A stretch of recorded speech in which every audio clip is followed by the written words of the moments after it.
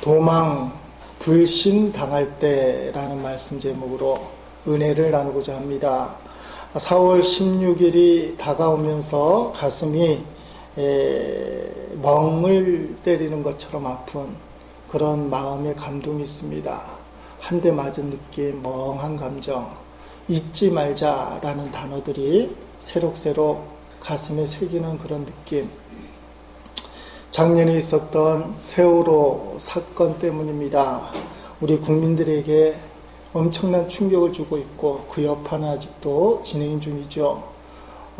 진도에 있는 이름도 희한한 맹골수도라는 그곳에서 탑승객이 476명, 사망한 사람이 295명, 아직까지 찾지 못한 실종자가 9명 있었던 사건입니다. 지난 8일 날 국회에서는 교섭단체 대표, 정당 대표로 새누리당을 대신해서 연설에 나온 유승민 원내대표가 시작을 이렇게 연설을 했습니다.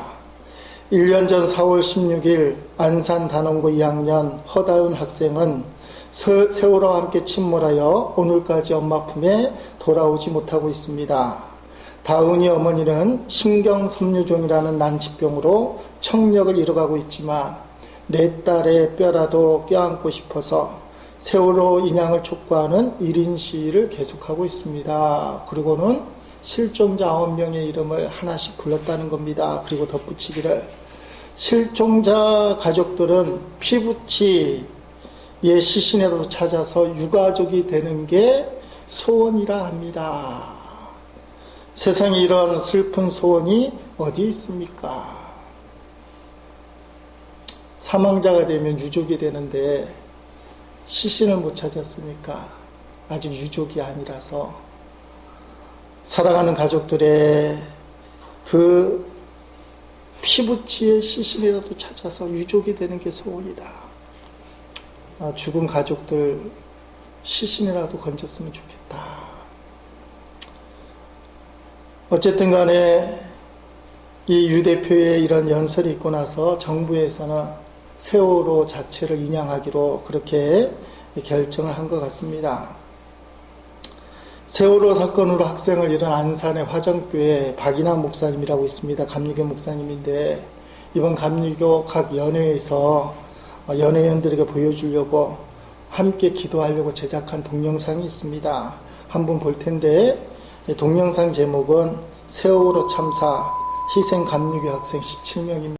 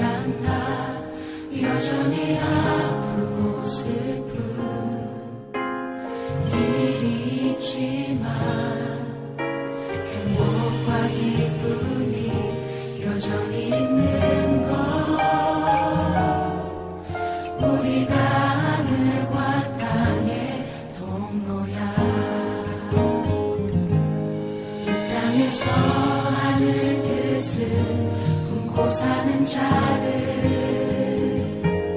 믿음으로 하늘 뜻을 보여주는 자들 보내어진 자리에서 혼자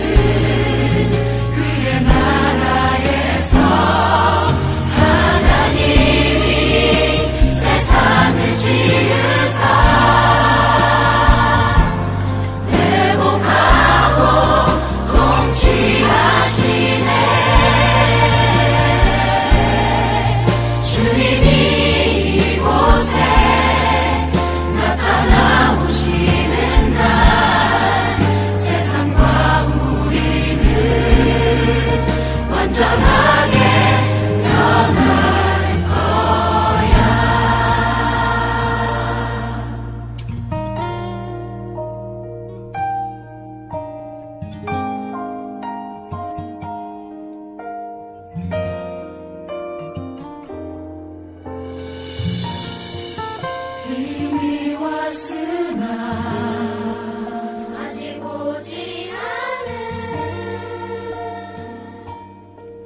지금 여기 임한 그 나라 지금 이루어가고 앞으로 이루어갈 평화의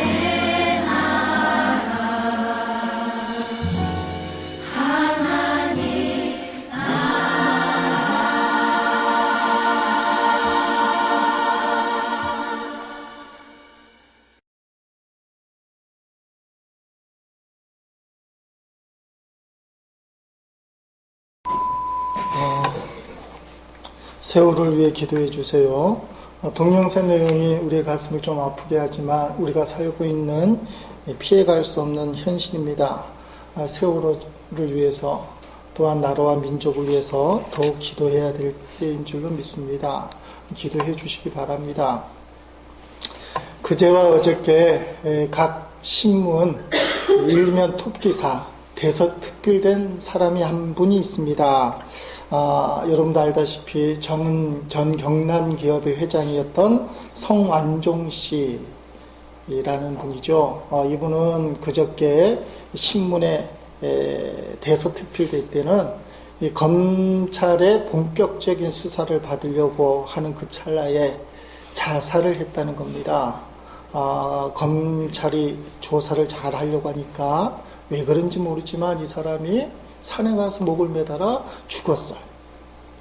이 사람이 학력이 초등학교 5학년이에요. 그런데 몇백억, 거의 1,000억이 넘는 돈들을 주물렀다는 겁니다. 자수성가한 기업이 전 경남기업. 경남기업은 우리 경상남도에 있는 것 같은데 익숙하진 않죠. 위대한 자수성가한 인물. 근데 이 사람이 정치에 발을 디디다가 이런 일을 당한 것 같아요.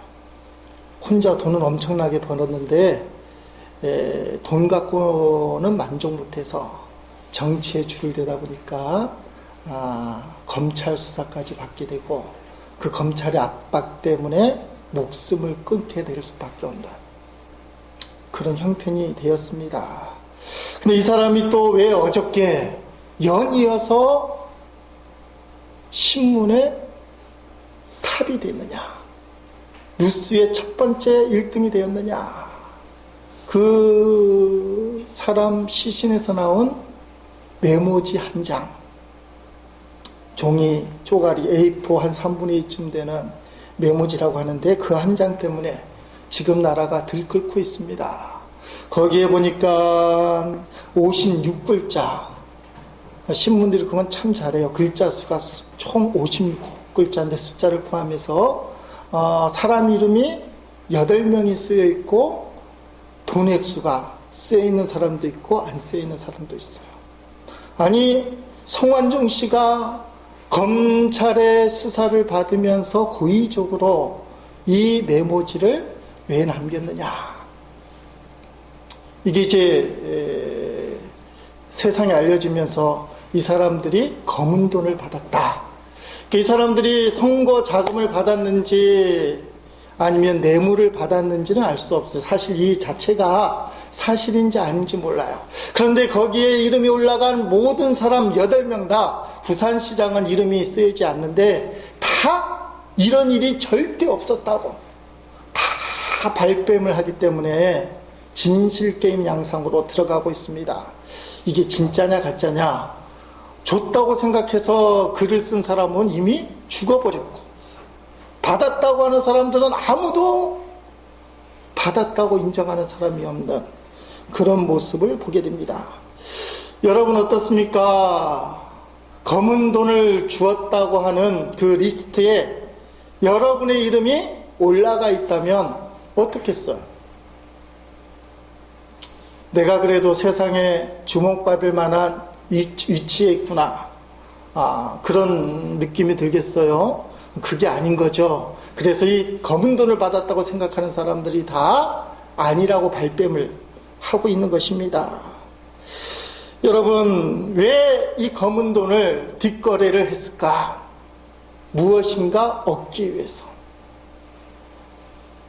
더 많은 것을 얻기 위해서 뒷거래를 한 것으로 보입니다. 세상의 것을 더 얻기 위해서. 성도들이 우리가 분명히 먼저 짚고 넘어가야 될 그런 신앙 고백이 있습니다. 그 고백이 뭐냐? 이 세상의 모든 것을 얻는다 할지라도 주님을 잃어버리면 모든 것을 잃어버린 것이다. 이 세상의 모든 것을 잃어버린다 할지라도 주님을 얻는다면 모든 것을 얻는 것이다.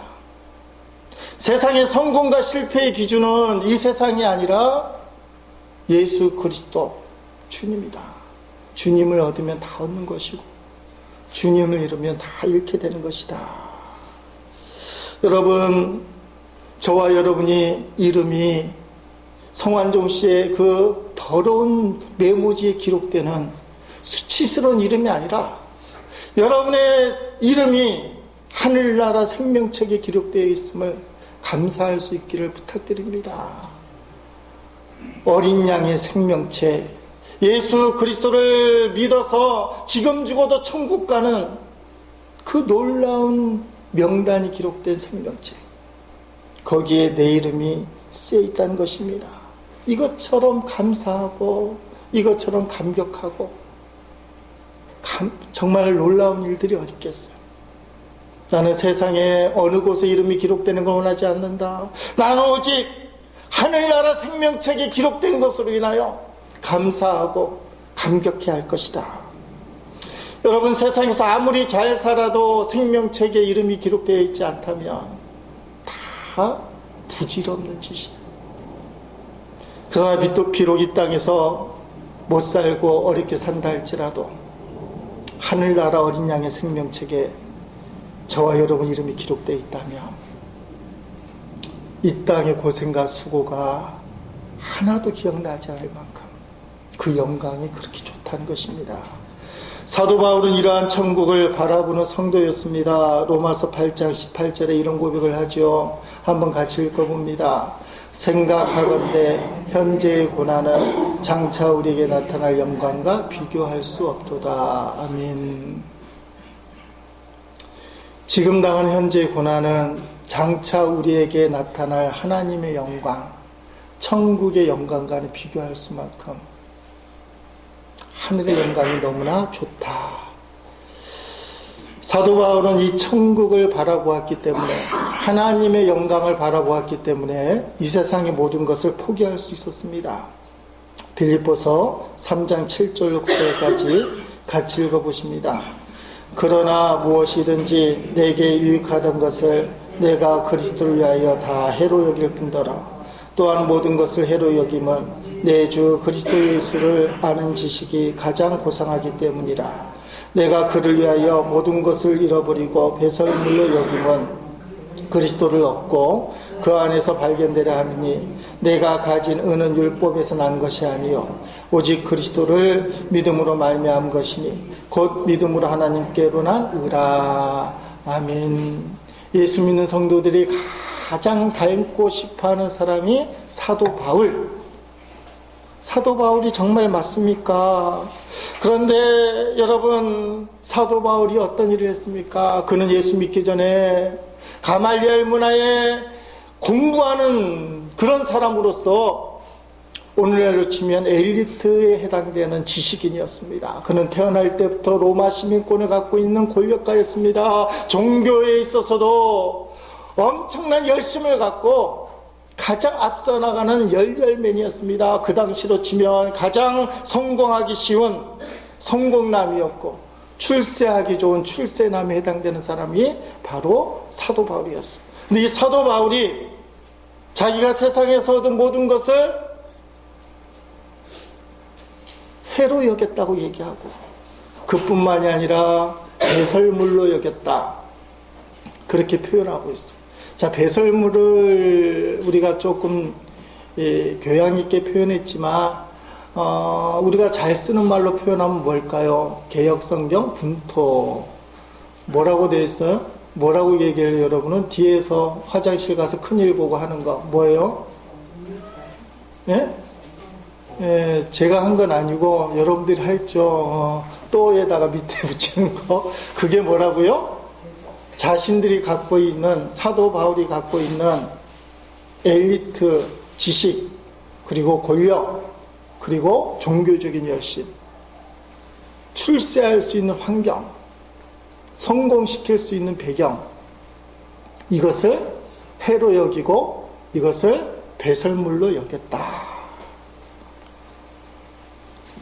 사도 바울이 예수를 만나고 이 모든 것을 포기했다는 게 말이 되는 겁니까? 근데 우리가 그 사도 바울을 닮아간다고 하는데 정말 우리는 그렇게 살려고 합니까? 이런 것들을 얻기 위하여 불철주야 노력하고 있는 게 어쩌면 우리 모습 아니겠습니까? 자식들 엘리트 한번 만들어 보려고 얼마나 노력하고 관심을 갖고 애를 씁니까? 말할 수 없는 희생을 부모들이 하고 있습니다. 세상에 기죽지 않기 위하여 우리가 보란듯이 살려고 떵떵거리게 살기 위해서 얼마나 애를 씁니까? 때로는 세상을 쫓아가기 위하여 어떻게 행동합니까? 하나님을 향한 눈을 살짝 가리고 세상에 파묻혀서 쫓아갈 때가 실제로 얼마나 많아요. 그런데 우리는 뭐라고 얘기합니까? 사도 바울 같이 예수님을 온전히 믿고 예수님이 원하는 삶을 살겠다. 이게 뭔가 정신없는 이야기 아니겠습니까? 세상에서 출세하고 성공하려고 애를 쓰면서 성공과 출세를 포기한 사도 바울을 닮아간다고 얘기한다면 앞뒤가 안 맞는 거예요. 왜 그럴까요? 이유는 간단해요. 천국에 대하여 확신이 없을 때 우리가 세상에 집중할 수밖에 없는 거예요. 그 세상을 포기하지 못하는 거예요. 말로는 썩어질 세상의 것, 보암직도 하고 먹음직도 하고 탐스럽한 선악과는 먹어서는 안 되는데 세상 살면서 보니까 교회 안 나오고 예수님 안 믿으면 얻게 되는 탐스럽고 보암직도 하고 먹음직도 한 이 세상에 얼마나 좋은 것들.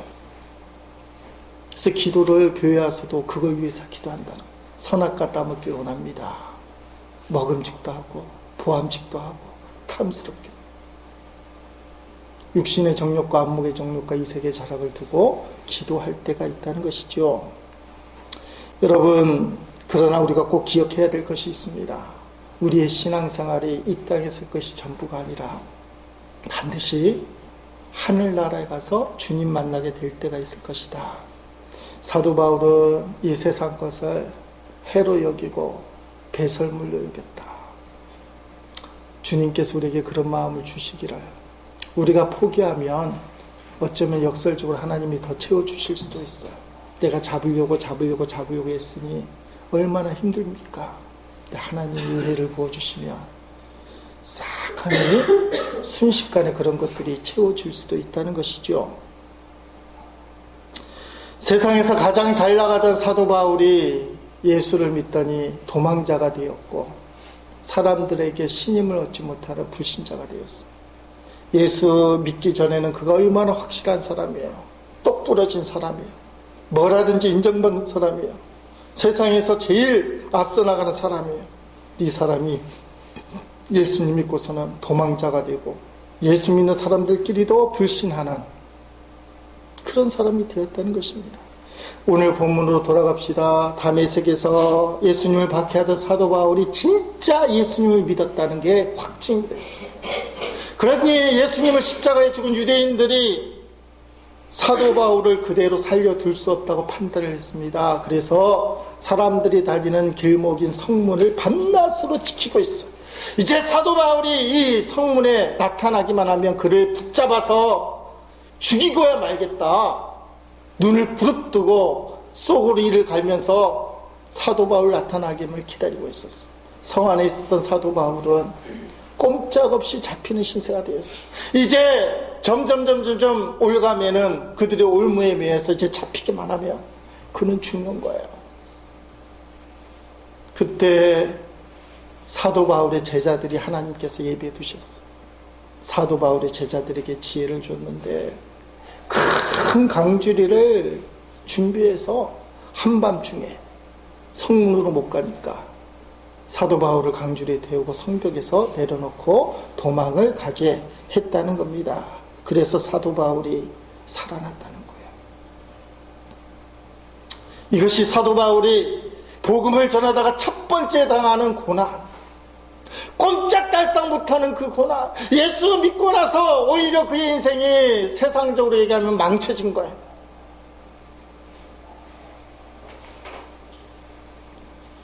우리가 예수 믿는데도 바울과 같이 꼼짝달싹 못하는 고난이 닥칠 때가 있습니다. 모든 것이 깜깜하고 사방이 꽉 막히는 것처럼 이거 어떻게 할 수가 없을 때가 있어요. 그렇지만 사방이 막혀 있어도 하나님이 도우시는 하늘은 열려 있는 줄 믿습니다. 주님이 역사하시는 거예요. 페니 제인 크로스비라는 유명한 찬송 작가가 있어요. 여러분 찬송가에 보면 이 제일 뒤에 작사자 그 리스트가 있습니다. 720쪽에 보면 크로스비 페니 제인 위에서 8번째 줄에 나와 있어. 1820년 출생, 1915년 사망, 95살 살았네요. 그렇죠? 그가 우리 갖고 있는 찬송가에 기록, 올려진 찬송가들 나옵니다. 거기 보니까 31장, 40장 쭉쭉쭉쭉 나가서 615장까지 무려 22곡, 우리 찬송가에 22곡이나 크로스비의 찬송이 들어있어요. 대단한 사람이죠. 이 사람은 여자입니다. 이분이 태어나서 만 6개월 됐을 때 심한 감기, 요새 환절기라 콜록콜록 하는 분이 많은데 독감에 걸렸어. 고열이 나고 눈 언저리에 6살 난 신생아에 종기가 생겼는데 의사가 이 종기를 치료하다가 어떻게 된 일인지 뜨거운 물이 부었다는 얘기도 있고 의사의 실수로 그 꼬마아이가 실명을 하고 말아요.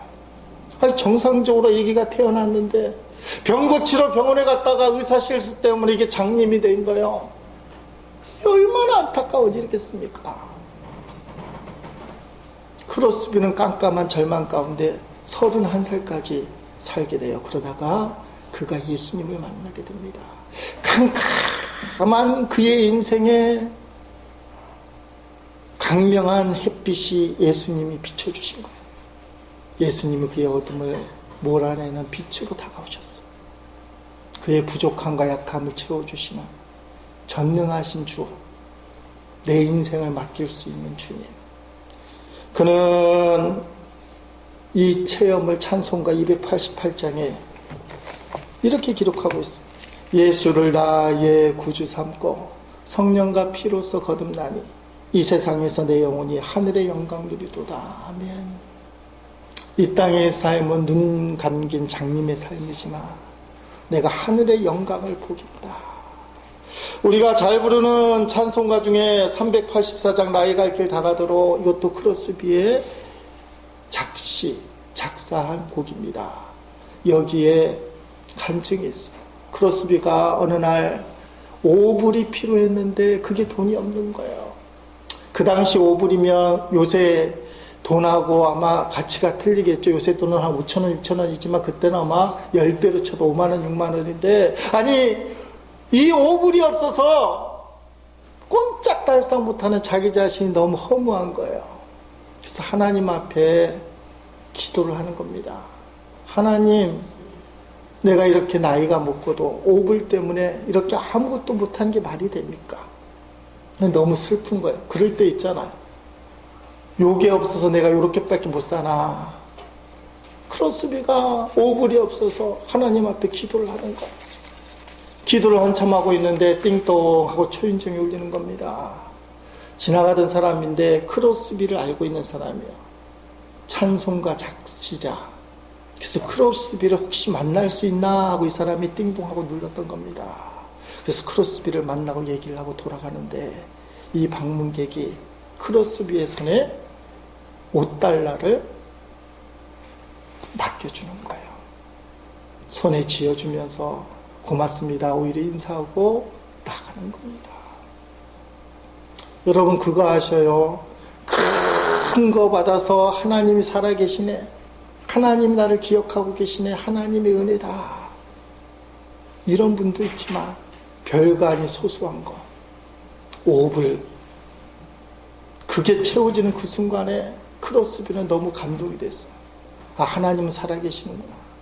아, 하나님은 나를 잊지 않고 역사해 주시는구나. 그래서 나의 갈 길 다가도록 2절에 이렇게 가사를 썼습니다. 나의 갈 길 다가도록 예수 인도하시니 어려운 일 당한 때도 족하는 해주시네. 나는 심히 고단하고 영혼 매우 갈라나 나의 앞에 반석에서 샘물 나게 하시네. 나의 앞에 반석에서 샘물 나게 하시네. 아멘. 나의 앞에 반석에서 강물이 나오는 게 아니야. 샘물이 난다. 여러분, 상황과 조건이 어떻든지 간에 때마다 순간마다 주님을 만날 수 있는 사람, 하나님의 은혜를 누리는 사람이 복된 사람이에요. 사도 바울이 다메섹에서 꼼짝달싹 못해 죽게 생겼을 때 그를 도와주는 사람은 다른 사람이 아니라 자신의 제자들이었어요. 제자들이 사도 바울을 도와서 살게 했다는 것입니다. 사도 바울은 어떻게 보면 고집 피울 수도 있어. 나는 다메섹에서 남아서 죽더라도 복음을 전하겠다. 안 가려고 할 수도 있어. 근데 사도 바울의 제자들이 사도 바울을 강줄에 태워서 한밤중에 성벽에 내려놓고 살게 만드는 거. 왜냐하면 할 일이 많기 때문에. 사도 바울이 이 첫 번째 고난에서 하나님의 은혜를 체험했어. 여러분, 하나님의 은혜는 큰 게 아니에요. 내가 다급한 일이 생길 때 하나님 앞에 기도하면 하나님이 그것을 만져주시는 느낌. 이런 느낌을 여러분들이 체험하시길 주의 이름으로 축원드립니다. 여러분, 사도 바울이 이제 예루살렘에 올라가게 됩니다. 거기서 제자들과 교제하기를 원했습니다. 그런데 제자들에게 거절을 당해요. 쉬운 성경으로 사도행전 9장 26절 같이 읽겠습니다. 사울은 예루살렘으로 가서 그곳의 제자들과 어울리려 했으나 그들은 사울의 제자가 되었다는 사실을 믿지 못하고 모두 사울을 두려워했습니다. 아멘. 사도 바울을 안 믿어주는 거예요. 여러분, 분명히 내가 달라졌는데 안 믿어주니까 얼마나 답답하겠습니까? 사실 돌이켜보면 뿌린 대로 거두고 있는 거예요. 예수님 만나기 전에 사도 바울이 예루살렘에서 얼마나 사람들을 괴롭혔길래 변화된 사도 바울을 안 믿어주고 오히려 두려워할까? 심하게 했긴 했죠. 스데반을 죽이는데 가장 앞장섰으니까. 그때 주님께서 예비해 놓은 사람이 있습니다. 누군가요? 바나바를 예비해 놓았어요. 바나바가 사도 바울을 일으켜 세워주는 것입니다. 다메섹에서 사도 바울을 위하여 하나님께서는 아나리아를 예비해 두셨고, 예루살렘에서는 누구를 예비해 두셨다고요? 다 꿀먹은 벙어리가 됐어요. 누구를 예비해 두셨어요? 예? 예, 바나바를 예비해 두셨어요. 바나바는 위로자요 화해자입니다. 제자들과 사귀고자 했지만 실패해서 낙심한 사도 바울을 그는 위로해 주셨어요. 사도 바울이 바꾸기는 뭐가 바뀌었어? 저 사람은 바뀔 사람이 아니야. 오해하고 사도 바울을 두려워하는 그 제자들에게 설득을 시켜서 화해시켜주는 사람. 이 사람이 바로 바나바였다는 것입니다. 여러분, 성경은 예수 믿는 우리들에게 화목하게 하는 자가 되라고 말씀하십니다. 고린도후서 5장 18절 말씀 같이 읽습니다. 이 모든 것은 하나님께로부터 왔습니다. 하나님께서는 그리스도를 통해 우리를 자신과 화목시키고 또한 우리에게 화목의 직분을 맡기셨습니다. 아멘. 화목의 직분을 맡기셨다. 이게 성도라는 겁니다. 예수님은 우리를 가리켜서 화평케 하는 자 피스메이커라고 마태복음 5장 9절에 이야기합니다. 화평하게 하는 자는 복이 있나니 그들이 하나님의 아들이라 일컬음을 받을 것이며 아멘. 하나님의 아들 딸은 화평케 하는 자. 따라합시다. 피스메이커. 화평케 하는 자가 하나님의 아들, 하나님의 딸이다. 여러분, 화평이란 게 도대체 무엇입니까? 무조건 사람들을 화목하게 하는 게 화평이 아니에요. 하나님의 일, 주님의 사역을 감당하기 위하여 사람들을 일으켜 세워주는 것, 관계를 회복시켜주는 것, 그게 화평이에요. 생각해 보세요. 도둑놈끼리 싸우고 있어요. 그래서 도둑질이 잘 안 돼요. 그래서 나는 피스메이커다. 도둑놈들을 화해를 시켜서 도둑질을 엄청나게 잘하게 한다. 그것은 오히려 불안을 조성하는 거예요. 화평하는 게 아니에요. 주님이 없는 화평은 존재하지 않는 게 성도의 마음입니다. 그래서 성도들 깨어있지 못하면 자기는 피스메이커라고 얘기하지만 결국은 트러블메이커, 문제만 일으키는 사람, 그런 사람이 되고 말아요. 트러블메이커.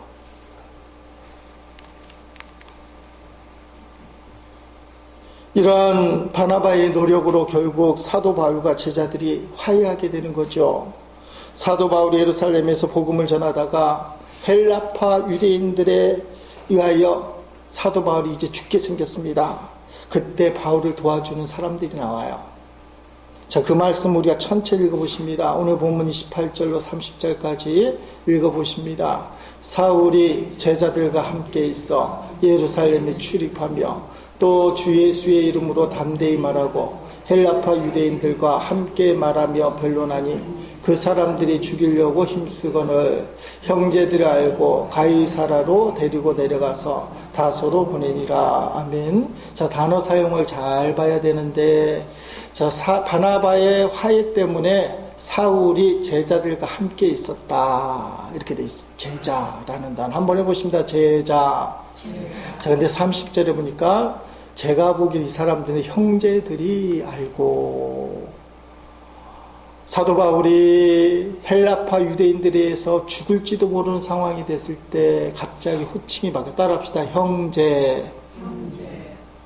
제자라는 단어의 어감이 어떤 어감입니까? 가치는 있지만 뭔가 격이 있는, 형식이 남아있는, 그래서 뭔가 동질감이 아닌, 함께 모여서 신앙생활은 하지만 하나가 됐다는 느낌이 안 드는, 그래서 가치는 있어요. 그러나 동질감이 없어. 그런데 형제라는 단어는 동질감이에요. 피를 나눈 형제. 어렵고 고통스럽고 슬픈 일을 함께 당한 형제. 기쁘고 즐거우고 행복한 일도 함께 나누지만 고통을 함께 나눈 형제. 사도 바울의 입장에서 예루살렘에 처음 가서 바나바의 화해를 당하고 예루살렘에 있는 제자들, 이 제자들은 사도들을 포함한 예수 먼저 믿는 성도들이었어요. 그 제자들과 함께 있을 때는 마음이 좀 불편했어요. 함께 예수님을 믿고 증거하지만 뭔가 서로 거리가 있고 격이 느껴지는 거예요. 그런데 자신이 죽게 됐을 때 정말 그 성도들이 자기를 위해서 희생을 하고 나를 살려주려고 길을 열려주고 무진장에 쓰는 그 모습을 보면서 사도 바울은 형제다, 그렇게 표현을 하고 있습니다. 여러분, 우리는 주 안에서 형제예요. 따라합시다. 형제. 옆 사람 손을 잡고 한번 해요. 형제님. 예, 여자 보면서 자매님 해야 되는, 형제 자매. 예수 그리스도 안에서 피를 나눴잖아요. 피. 예수님 믿기 때문에 예수 그리스도의 형제예요. 형제. 우리는 제자 사이의 관계가 아니라 형제가 돼야 됩니다. 피를 나눈 형제. 동고동락. 고생도 같이 하고 즐거움도 같이 나고, 그래서 남을 위해 희생할 줄 알고. 왜냐하면 우리는 한 형제 한 몸이기 때문에. 주님의 일을 감당하기 위하여 서로가 화해를 하고 사랑하는 존재, 그게 형제예요.